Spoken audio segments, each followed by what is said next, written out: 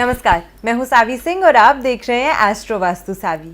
आज की वीडियो में हम आपके साथ बात करने वाले हैं कि क्या खास लेकर आ रहा है केतु का ये गोचर आपकी लाइफ में आपकी राशि के अनुसार। राहु और केतु ऐसे प्लैनेट्स हैं जो कि शैडो प्लैनेट्स हैं, यानी कि फिजिकली आपके लिए मुश्किल है इन प्लैनेट्स को देखना, क्योंकि इन प्लैनेट्स का कोई भौतिक अस्तित्व नहीं है।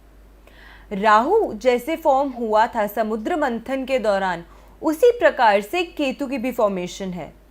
स्वर भानु नाम के एक राक्षस की बॉडी को दो हिस्सों में विष्णु जी ने जब अपने सुदर्शन चक्र से काटा था, उसी के बाद उसके धड़ के हिस्से को, सिर के हिस्से को राहु और बॉडी के हिस्से को केतु का नाम दिया गया था।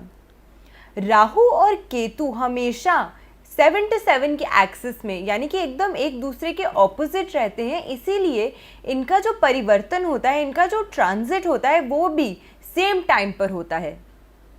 जिस दिन राहु ट्रांजिट करेंगे उसी दिन केतु भी ट्रांजिट कर रहे हैं।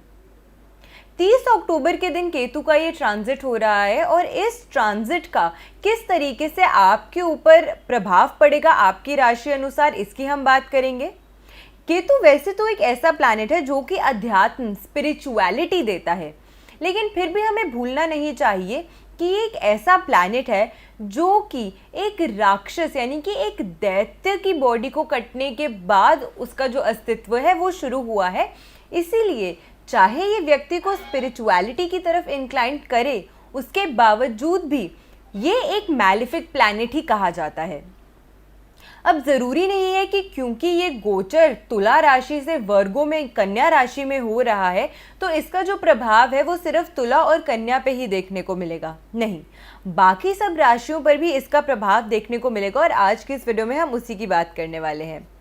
30 अक्टूबर 2023 को शुक्र ग्रह जो होता है वो रूल करता है लिब्रा को, यानी कि तुला राशि को, और उस राशि को छोड़कर केतु प्रवेश करने वाले हैं बुध जिस राशि को गवर्न करते हैं, यानी कि वर्गों में, कन्या राशि में। अब ये जो गोचर हो रहा है वो किस समय हो रहा है? दोपहर को 2:13 पर तुला से निकलकर कन्या राशि में प्रवेश करेंगे केतु। मेष राशि के लिए सबसे पहले हम बात करते हैं कि कैसा रहने वाला है ये समय। आपके वैवाहिक जीवन में जो संबंध है आपके, वो फिर से बेहतर होते हुए नजर आ सकते हैं। बहुत लंबे समय से आपके स्पाउस से, आपके पार्टनर से किसी न किसी बात की वजह से कोई अनबन अगर चल रही थी तो वो अब अनबन जो है वो धीरे धीरे करके सुलझ सकती है और आपका जो रिलेशनशिप है वो फिर से बेहतर होता हुआ नजर आता है। जीवन साथी के स्वास्थ्य से संबंधित कोई ना कोई समस्या हो सकती है, उसकी वजह से हो सकता है कि बहुत टाइम से आप तनाव की स्थिति में थे, लेकिन जैसे ही ये ट्रांजिट होगा उनकी हेल्थ में भी आपको इम्प्रूवमेंट देखने को मिलेगी। तो उस लिहाज से भी ये जो ट्रांजिट है वो आपके लिए फेवरेबल नज़र आता है। कार्यस्थल पर जहां आप जॉब करते हैं या आपके प्रोफेशन में आपको थोड़ा सा उतार चढ़ाव देखने को मिल सकता है, लेकिन इसके बावजूद भी आप अपनी मेहनत और अपनी हार्डवर्क और अपने दिमाग को यूटिलाइज करते हुए इन नेगेटिव जो भी एस्पेक्ट्स है उनको साइड रखते हुए कोई भी नई अपॉर्चुनिटी में आपको सफलता मिलती हुई नज़र आ सकती है, अगर आप सही तरीके से परिश्रम करें। अगर आप बिजनेस में हैं तो कोई नए कार्य की शुरुआत आप इस समय कर सकते हैं, उस लिहाज से ये जो समय है वो आपके लिए अच्छा नज़र आता है। पारिवारिक जीवन में सुख का अनुभव ज़्यादा हो सकता है इस समय के दौरान, और अच्छे तरीके से आपको धन अर्जित करने की कोई एक न्यू अपॉर्चुनिटी आ सकती है जो आपके फाइनेंसेस को इंक्रीज करे। तो कुल मिला के एरीज के लिए, यानी कि मेष राशि के लिए ये जो गोचर है वो कुछ अच्छा नज़र आता है। अगली हम बात करते हैं वृषभ यानी कि टॉरस की। आपके लिए ये समय कैसा रहने वाला है? अगर आप स्टूडेंट हैं तो आपको अपनी एजुकेशन में कोई ना कोई उतार चढ़ाव देखने को मिल सकता है। शिक्षा में, आपकी एजुकेशन में कोई समस्या आ सकती है और आपका पढ़ाई में मन बहुत डीपली नहीं लगेगा। आप पढ़ने तो बैठेंगे लेकिन आपका दिमाग चारों तरफ दौड़ेगा, तो इस वजह से आपको कहीं ना कहीं फोकस करने में थोड़ी सी मुश्किल आ सकती है अगर आप स्टूडेंट हैं तो। प्यार मोहब्बत के मामले में आपको काफ़ी संभल कर रहने का ये समय है। आपकी पार्टनर के साथ आपकी जो दूरियां हैं वो थोड़ी सी बढ़ सकती हैं किसी मनमुटाव या मिसकम्युनिकेशन के चलते। तो अगर पॉसिबल है तो ऐसी कोई भी मिसकम्युनिकेशन को सॉल्व करने का प्रयास कीजिएगा। किसी पुराने मित्र से आपके संबंध बिगड़ सकते हैं, तो आपके जो पुराने फ्रेंड्स हैं उनके साथ भी हो सकता है कि आपकी किसी छोटी सी बात पे कोई मिसअंडरस्टैंडिंग हो जाए, जिसकी वजह से आपको लगे कि अब आपका जो रिश्ता है वो उतना मजबूत नहीं रहा है। तो संभल कर थोड़ा सा प्रयास कीजिएगा अपनी ओर से कि आप अपने रिश्तों को संभाल सकें इस समय के दौरान। अगर आप ऑफिस में काम करते हैं, आप जॉब सेक्टर में हैं, किसी प्रोफेशन में है, तो आपको तरक्की प्राप्त करने के लिए बहुत कड़ी मेहनत और परिश्रम करना पड़ सकता है इस समय के दौरान। और अगर आप बिजनेस से रिलेटेड काम करते हैं तो आपको कोई नया अवसर मिल सकता है अपने काम को और इन्हांस करने का, उसे और लोगों तक अपने बिजनेस को प्रमोट करने का या पहुंचाने का। अगली हम बात करते हैं मिथुन राशि की, यानी कि जेमिनाई के लिए। आपके लिए ये गोचर ज़्यादा अनुकूल नहीं है। इस गोचर में आपको मानसिक तनाव ज़्यादा देखने को मिल सकता है। मेंटली आप ज़्यादा स्ट्रेस्ड आउट फील करेंगे। आपकी मदर की हेल्थ की आपको केयर करने की ज़्यादा ज़रूरत है इस गोचर के दौरान। और हो सकता है कि एक रीज़न आपके मेंटल स्ट्रेस का आपकी मदर की बिगड़ती हुई हेल्थ भी हो, तो ज़्यादा समय उनके साथ बिताइए और उनका ध्यान रखने का ज़्यादा प्रयास कीजिए। घर का माहौल इस समय आपके लिए थोड़ा सा तनावपूर्वक हो सकता है। आप बहुत ज़्यादा कंफर्टेबल नहीं फील करेंगे अपने घर के एनवायरनमेंट या एटमॉस्फेयर में। अगर ऑफिस में कोई आपको लग रहा है कि बहुत ज़्यादा पॉलिटिक्स हो रहा है आपके अगेंस्ट, या बहुत ज़्यादा पॉलिटिकल सी सिचुएशन बनी हुई है ऑफिस में, तो उसमें आपको थोड़ा सा संभल कर रहने की ज़रूरत है। कहीं ना कहीं कोई प्रयास कर सकता है आपको किसी तरीके की हानि पहुंचाने की इस समय के दौरान। लेकिन अगर आप जॉब के लिए फॉरेन सेक्टर में काम करना चाहते हैं, या आप किसी और कंट्री में ट्रांसफ़र लेना चाहते हैं, तो इस समय के दौरान उसके प्रति कोई फेवरेबल सिचुएशन आपके लिए बनती हुई नज़र आ सकती है। अगर आप बिजनेस सेक्टर में हैं तो आपको मोर देन एवरेज ज़्यादा समस्याओं का या फिर ज़्यादा हर्डल्स का सामना करना पड़ सकता है इस समय के दौरान। ज़्यादा चुनौतियां आपके सामने आपको फेस करनी पड़ सकती हैं अगर आप बिजनेस में हैं तो। अगली हम बात करते हैं कर्क यानी कि कैंसेरियन के लिए। आपके लिए ये जो केतु का गोचर है वो कैसा रहने वाला है। संपत्ति से जुड़ा हुआ कोई अगर आपका पुराना वाद विवाद चल रहा था तो वो सुलझाने का जो आसार है या फैसले आपके पक्ष में आ सकते हैं।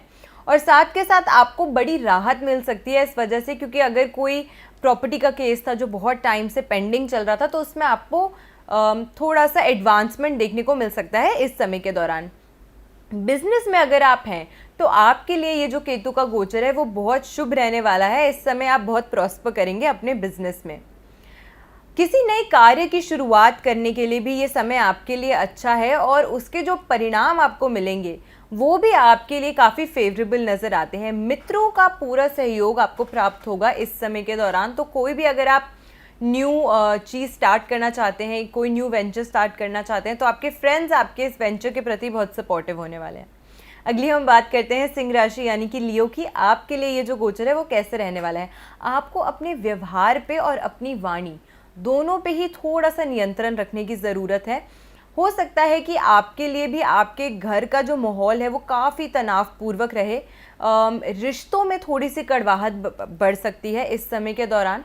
अगर कोई कोर्ट से जुड़ा हुआ मामला चल रहा था, किसी कोर्ट कचहरी के केस में आप फंसे हुए थे, तो अभी आपको थोड़ा सा और वेट करने की ज़रूरत है कोई अच्छे बेनिफिशियल रिज़ल्ट पे या निर्णय पे पहुंचने के लिए, या फिर कि चीज़ें आपके फेवर में आए, उसमें कहीं ना कहीं थोड़ा सा डिले नज़र आता है केतु के इस ट्रांजिट के दौरान। जॉब में अगर आप जॉब सेक्टर में हैं तो आपको ऐसा लग सकता है कि आपको बहुत ही ज़्यादा ओवरलोड कर दिया है काम के साथ, जिसकी वजह से आपको मेंटल और फिजिकल दोनों ही तरीके से स्ट्रेस की अनुभूति होगी। इस दौरान अगर आप व्हीकल चलाना अवॉइड करें, वाहन चलाना अवॉइड करें, तो वो आपके लिए ज़्यादा बेनिफिशियल रहेगा, ज़्यादा फेवरेबल रहेगा, at least in the early days of the transit. किसी भी प्लैनेट का जब ट्रांजिट होता है तो उस समय जब वो ट्रांजिट होने वाला है, यानी कि उस टाइम जब एक प्लैनेट एक राशि को छोड़ के दूसरी राशि में प्रवेश करता है, पहले के जो 10-15 दिन होते हैं एटलीस्ट, उस समय में आपको ज़्यादा ध्यान देने की ज़रूरत होती है इन चीज़ों की तरफ, क्योंकि उस टाइम जो प्लैनेट होता है वो एक न्यू हाउस में, एक नई एटमॉस्फेयर में खुद को एडजस्ट कर रहा होता है। तो इसी वजह से हमेशा कहा जाता है कि किसी भी प्लैनेट के जो ट्रांजिट का एंटर करना और एग्जिट करने का जो समय होता है उसमें वो अक्सर ऐसा देखा जाता है कि किसी भी रिजल्ट को वो या तो फास्ट कर देते हैं या तो स्लो कर देते हैं। तो जो एकदम initial days of a transit होते हैं उसमें आपको थोड़ा सा ज़्यादा ख्याल रखने की ज़रूरत होती है इन सभी बातों के प्रति। केतु और राहु की एक और ख़ास बात है, क्योंकि 7 जो प्लैनेट्स होते हैं, 7 प्लैनेट्स को आप फिजिकली देख सकते हैं, उनकी एक फिजिकल बॉडी होती है, लेकिन राहु केतु मैलेफिक प्लैनेट्स हैं और साथ के साथ ऐसे प्लैनेट्स हैं जिनकी कोई भौतिक फिजिकल बॉडी नहीं है, फिजिकल अपीयरेंस नहीं है। इसी वजह से इन दोनों ही ग्रहों को किसी भी राशि का स्वामी नहीं माना गया है, किसी भी ज़ोडिएक को ये रूल नहीं करते हैं, किसी भी घर को ये रूल नहीं करते हैं।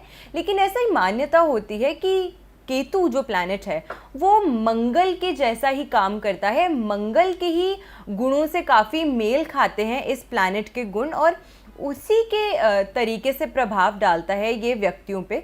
तो कोई भी शुभ या अशुभ कार्य जो भी आप करते हैं उसको डायरेक्टली केतु जो प्लैनेट है वो गवर्न करता है और स्पिरिचुअलिटी की तरफ काफ़ी इंक्लिनेशन रखता है ये व्यक्तियों की।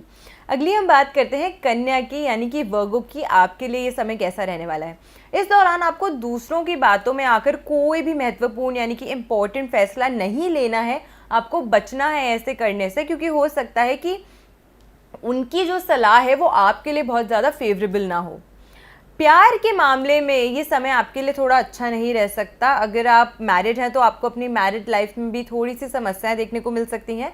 रिलेशनशिप में हैं तो वहाँ पर भी आपको कहीं ना कहीं थोड़ा सा तनाव महसूस होगा। यदि आप किसी धार्मिक यात्रा पर जाने की योजना बना रहे हैं तो उसके लिए ये जो समय है वो आपके लिए फेवरेबल नज़र आता है, तो ऐसा आप कर सकते हैं। आशा करती हूँ आपको आज की वीडियो अच्छी लगी होगी। इस वीडियो में मैंने आपको बताया एरीज टू वर्गो कैसा रहने वाला है ये केतु का ट्रांजिट, जो कि 30 अक्टूबर को हो रहा है। आने वाली वीडियो में मैं बात करूंगी कि लिब्रा टू पाइसिस यानी कि तुला से मीन राशि तक कैसा रहने वाला है राशियों का हाल इस गोचर के दौरान। तो अगर आज की वीडियो आपको अच्छी लगी हो तो वीडियो को शेयर ज़रूर कीजिएगा, अपने फ्रेंड्स एंड फैमिली तक वीडियो को पहुंचाइएगा ज़रूर। और अगर आपकी राशि इस वीडियो में कवर नहीं हुई है तो मेरी अगले आने वाली वीडियो का इंतजार ज़रूर कीजिएगा। ऐसी बेनिफिशियल वीडियोज़ के साथ फिर से लौट कर आऊँगी इसी चैनल पर। आशा करती हूँ आपका दिन शुभ रहे। नमस्कार।